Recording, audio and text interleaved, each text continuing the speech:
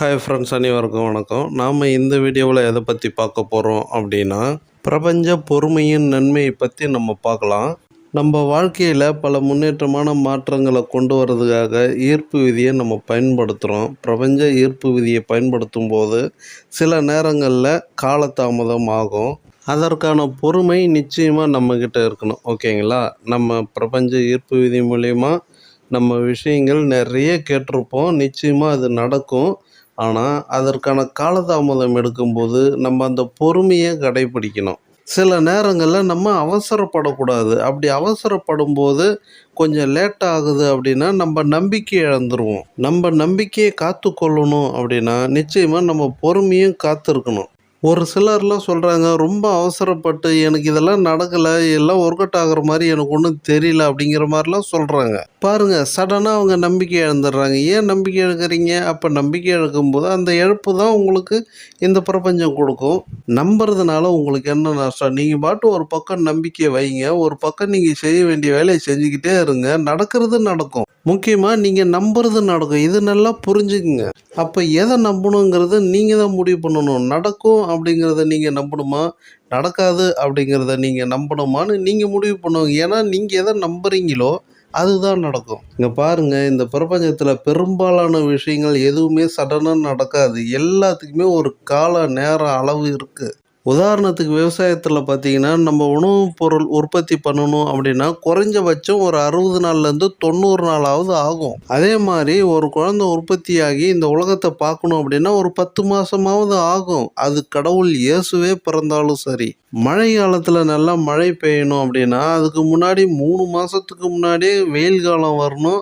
அதில் இருக்கிற ஏரி, குளம், குட்டை எல்லாத்தையும் ஆவியாக்கி வற்றி அந்த நீரெல்லாம் கொண்டு போய் கருமேகங்கள் சேர்த்து அதுக்கப்புறம் தான் அது மழையாக பொழியும். மழை காலத்தில் மழையாக பொழியும். இந்த மாதிரி இயற்கையில் நம்ம நிறைய விஷயங்கள் சொல்லிக்கிட்டே போகலாங்க. அந்த அளவுக்கு இந்த இயற்கையானது திட்டமிட்டபடி பல விஷயங்கள் அதற்கான கால அளவை எடுத்துக்கிட்டு அது வேலையை கிளீனாக செஞ்சுக்கிட்டு இருக்கோம். அதே போல் தாங்க இந்த ஈர்ப்பு விதியானதும் அது ஒரு தனிப்பட்ட வேலை இந்த பிரபஞ்சத்தில். ஓகேங்களா? அந்த வேலையும் அது கிளீனாக செய்யும். நீங்கள் கேட்காமலேயே, நீங்கள் சொல்லாமலேயே பல விஷயங்கள் இந்த பிரபஞ்சம் உங்களுக்காக செஞ்சுக்கிட்டு இருக்கு. உங்கள் உடம்பு பாருங்கள். உங்கள் உடம்பு உங்கள் கண்ட்ரோலில் தான் இயங்கிக்கிட்டு இருக்குன்னு நீங்கள் நம்பிக்கிட்டு இருக்கீங்களா? ஃபஸ்ட்டு உங்கள் மூச்சை கவனிங்க. அந்த மூச்சை நீங்கள் தான் எடுக்கிறீங்களா? அது ஆட்டோமேட்டிக்காக போய்கிட்டு இருக்கு. நம்ம சாப்பிடும்போது என்ன சாப்பிட்றோம், ஏது சாப்பிட்றோம்னே பல சமயங்களில் கவனிக்கவே மாட்டோம். நம்ம உடம்பு ஏற்றுக்குமா, பிடிக்குமா ஒன்றுமே தெரியாது. நம்ம பாட்டு சாப்பிட்ருவோம். பல சமயங்களில் அது உடம்புக்கே ஒத்துக்கலை அப்படின்னா உடம்பே வெளியில் வாமிட்டாக தள்ளிடும். அப்புறம் தான் உங்களுக்கே தெரியும் இது எனக்கு ஒத்துக்காது போலன்னு. பாருங்கள், உங்கள் உடம்புக்கு என்ன ஒத்துக்குன்னு உங்களுக்கே தெரியல. அந்த அளவுக்கு தான் நம்ம இருக்கோம். சொல்லப்போனால் நம்ம இந்த உடம்புக்கு ஒரு வேலைக்காரன் தான். ஓகேங்களா? நம்ம மனசுங்கிற ஒரு கான்செப்டை வச்சுக்கிட்டு நம்ம மனசு ஆசைப்படுற விஷயங்களை இந்த உடம்பு வச்சு பயன்படுத்தி அனுபவிக்கிறோம். இந்த உடம்புக்கு உண்மையான முதலாளியே பிரபஞ்சம்தான். ஓகேங்களா? பஞ்சபூதங்கள் தான். இது இல்லைன்னா இந்த உடம்பே கிடையாது. நம்ம சாப்பிட்ற எந்த ஒரு பொருளாக இருந்தாலும், எந்த ஒரு உணவுப் பொருளாக இருந்தாலும் அது பஞ்சபூதங்களோட கனெக்டிவிட்டி இல்லாமல் இருக்கவே இருக்காது. இந்த மாதிரி நிறைய விஷயங்கள் இந்த பிரபஞ்சம் நம்ம கேட்காமலேயே பல விஷயங்கள் நமக்காக செஞ்சுக்கிட்டு இருக்குங்க. இதுக்கெல்லாம் நன்றி உணர்வை வெளிப்படுத்தணும்னு சொல்கிறாங்களே, அதெல்லாம் ஃபாலோ பண்ணுறீங்களா? அப்படி ஃபாலோ பண்ணுறீங்க அப்படின்னா நிச்சயமாக உங்ககிட்ட ஒரு பொறுமை இருக்கும். ஏன்னா இந்த பிரபஞ்சத்தை நீங்கள் நல்லா உணர்ந்துருக்கீங்க. முதல்ல நீங்கள் கேட்டதை செய்யாமல் இருக்கிறது இருக்கட்டும் ஒரு பக்கம். ஓகேங்களா? நீங்கள் கேட்காமலேயே பல விஷயம் உங்களுக்காக செஞ்சுக்கிட்டு இருக்குல்ல, அதுக்கு ஃபஸ்ட்டு நன்றி உணர்வை வெளிப்படுத்துங்க. இந்த மாதிரி நீங்கள் நம்பிக்கை இழக்கிறவங்க ஃபஸ்ட்டு நீங்கள் எதுவுமே கேட்காதீங்க. ஃபஸ்ட்டு நன்றி உணர்வை வெளிப்படுத்துங்க. நீங்கள் உங்களுக்கு இந்த பிரபஞ்சம் கொடுக்குற எல்லா விஷயத்துக்காகவும் ஒவ்வொரு நாளும் ஒவ்வொரு மணி நேரமும் உங்களுக்கு கிடைக்கக்கூடிய அனைத்து விஷயங்களுக்கும் அப்பப்போ நன்றி உணர்வை வெளிப்படுத்திக்கிட்டே இருங்க. ஒரு தண்ணி குடித்தா கூட நன்றி பிரபஞ்சம், ஒரு சாப்பாடு சாப்பிட்டா கூட நன்றி பிரபஞ்சம், யாரோ எதுவோ ஒரு சின்ன உதவி செஞ்சால் கூட நன்றி பிரபஞ்சம், ஏதோ ஒரு சின்ன சந்தோஷம் எது மூலியமாக கிடைக்குதா அதுக்கு ஒரு நன்றி பிரபஞ்சம். இந்த நன்றியெல்லாம் ஏதோ சும்மா கடமைக்கு சொல்லணும்னு சொல்லக்கூடாதுங்க. ஒரு ஆத்மார்த்தமாக சொல்லணும். உதாரணத்துக்கு சொல்லணும்னா, உங்களுக்கு யாருன்னே தெரியாது, ஆனால் உங்களுக்கு ஆபத்தான நேரத்தில் அவங்க உதவி செய்கிறாங்க. உங்களால் அவங்களுக்கு ஒரு பிரயோஜனமும் கிடையாது. ஆனால் உங்களுக்கு உதவணும்னு உதவி செய்கிறாங்க. அப்படி உதவி செஞ்சவங்களுக்கு நீங்கள் எந்த அளவுக்கு ஒரு மதிப்பு கொடுப்பீங்க, எந்த அளவுக்கு நன்றி சொல்லுவீங்க. அந்த மாதிரி தாங்க நீங்கள் இந்த பிரபஞ்சத்துக்கு ஆத்மார்த்தமான நன்றி சொல்லணும். ஏன்னா உங்களால் இந்த பிரபஞ்சத்துக்கு ஒரு பிரயோஜனமும் இருக்காது.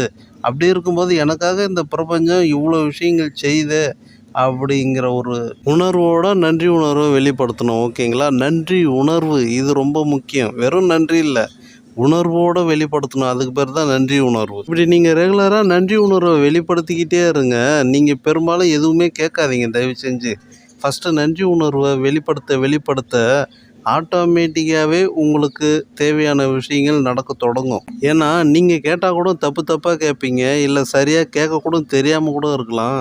ஆனால் இந்த பிரபஞ்சத்துக்கு நீங்கள் நன்றி சொல்ல உங்களுக்கு என்ன தேவைன்னு தெரிஞ்சு ஆட்டோமேட்டிக்காக அது உங்களுக்காக செய்யும். இன்னும் சிம்பிளாக சொல்லணும்னா இந்த பிரபஞ்சத்தை நம்ம குறை சொல்கிறதுக்கு ஒன்றுமே இல்லைங்க. நம்ம நன்றி சொல்கிறதுக்கு தான் கடமைப்பட்டிருக்கோம். பல பேர் நம்ம அதை மறந்துடுறோம். அதனால தான் நம்ம கஷ்டப்பட்டுக்கிட்டு இருக்கோம். ஏங்க ஒரு சாதாரண மனிதனே செஞ்ச உதவிக்காக ஒரு சின்னதாக தேங்க்ஸ் சொல்ல மாட்டாங்களான்னு ஏங்குறாங்க.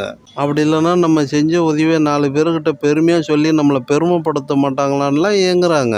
இப்படி சின்ன விஷயங்களுக்காகலாம் மனுஷன் நன்றிக்காக ஏங்குறான்னும் போது இவ்வளோ பெரிய பிரபஞ்சத்தை உருவாக்கி இவ்வளோ பெரிய ஆற்றலும் சக்தியும் அறிவியும் கொட்டி தீர்த்து இவ்வளவு பெரிய சாம்ராஜ்யத்தை நடத்திக்கிட்டு இருக்கிற பிரபஞ்சத்தை என்னன்னு கூட மதிக்காமல் இருந்தால் எப்படிங்க? நீங்கள் மதிக்காமல் இருக்கிறதுனால அது உங்களுக்கு செய்ய வேண்டிய கடமையை செய்யாமல் விட்டுறது. என்ன நன்றி உணர்வாக இருந்தீங்க அப்படின்னா உங்களுக்கு எக்ஸ்ட்ரா கொஞ்சம் கூடுதல் கவனிப்பு அதிகமாக இருக்கும். இப்படி தினம் நீங்கள் நன்றி உணர்வில் இருக்க ஒரு கட்டத்துக்கு மேலே உங்களை அறியாமலேயே உங்களை சுற்றி உள்ளவங்க எல்லார் மேலேயும் ஒரு நன்றி உணர்வு இருந்துக்கிட்டே இருக்கும். உங்கள் குடும்பத்துக்குள்ளேயே அந்த நன்றி உணர்வை வெளிப்படுத்துவீங்க. அப்புறம் பாருங்கள், இந்த பிரபஞ்சம் நான் கேட்குறது எதுவுமே செய்ய மாட்டேங்குதுன்னெலாம் சொல்ல மாட்டீங்க. நான் கேட்கணுன்னு நினைக்கிறதெல்லாம் கேட்குறதுக்கு முன்னாடியே எனக்கு செஞ்சிடுது அப்படின்னு நீங்கள் சொல்லுவீங்க. அதனால் நான் பொறுமை காக்க முடியல, எனக்கு பிரபஞ்சம் கேட்குறது எதுவுமே செய்ய மாட்டேங்குது, செய்கிற மாதிரி தெரியல, எனக்கு நம்பிக்கை இல்லை அப்படின்னு தோணுச்சு அப்படின்னா நீங்கள் எதுவுமே கேட்காதீங்க. நன்றி உணர்வு மட்டும் வெளிப்படுத்திக்கிட்டு வாங்க. அந்த நன்றி உணர்வும் ஏதோ கடமைக்காக செஞ்சுக்கிட்டு இருக்காதீங்க. ஆத்மார்த்தமாக செய்யுங்க. உங்களுக்கு செய்யணும்னு ஒன்றும் பிரபஞ்சத்துக்கு அவசியம் இல்லை. ஆனால் இருந்தும் எனக்காக இந்த பிரபஞ்சம் ஒரு தாய் போல் செய்யுது அப்படிங்கிற ஒரு பாசத்தோட அன்போடு இந்த நன்றி உணர்வை வெளிப்படுத்துங்க. ஒரு 48 நாளைக்கு பாருங்கள். அதுக்கப்புறம் உங்கள் லைஃப் வேறு லெவலில் இருக்கும். அதுக்கப்புறம் இந்த பிரபஞ்சம் உங்களுக்கு லேட்டாக செஞ்சாலும் உங்களுக்கு லேட்டாக செய்கிறதாவே தெரியாது. எனக்கு எப்போ என்ன தேவையோ அப்போது இந்த பிரபஞ்சம் எனக்காக செய்யும் அப்படிங்கிற நம்பிக்கை உங்களுக்கு ஆட்டோமேட்டிக்காக வந்துடும். அதனால் ஃப்ரெண்ட்ஸ், நான் நிறைவாக சொல்ல வர விஷயம் என்ன அப்படின்னு கேட்டிங்கன்னா, ஃபஸ்ட்டு நீங்கள் நம்பிக்கை இழக்கிறத நிப்பாட்டுங்க. ஓகேங்களா? இந்த பிரபஞ்சத்து மேலே உங்களுக்கு ஒரு நம்பிக்கை இழப்பு லேட்டாகிறதுனால ஒரு நம்பிக்கை இழப்பு வருது இல்லையா? அதை இந்த நிமிஷத்தோடு விட்டொழிங்க. ஓகேங்களா? இந்த பிரபஞ்சம் இல்லைன்னா நம்ம எதுவுமே கிடையாது. இங்கே மிகப்பெரிய ஒரு வைப்ரேஷனில் தான் எல்லாமே இயங்கிக்கிட்டு இருக்குது. அந்த வைப்ரேஷன், அதாவது நம் தேவைக்கான வைப்ரேஷன் சரியாக நம்மளால் அட்ராக்ட் பண்ண முடியல அப்படின்னா தேவைகள் கேட்குறத நிப்பாட்டுங்க. ஆல்ரெடி நமக்கு கிடைச்சிருக்கிற விஷயங்கள், கிடைக்கிற விஷயங்கள், கிடைக்க போகிற விஷயங்களுக்கு நம்ம நன்றி உணர்வை வெளிப்படுத்திக்கிட்டே வாங்க. எல்லாமே மாறும். உங்கள் வாழ்க்கையில் எல்லாமே சரியாக மாறும். தயவு செஞ்சு இனிமேல் எனக்கு இந்த லா ஆஃப் அட்ராக்ஷன் ஈர்ப்பதி மூலிமா எனக்கு எதுவுமே நடக்கலைன்னு ஃபீல் பண்ணுறத நிப்பாட்டுங்க.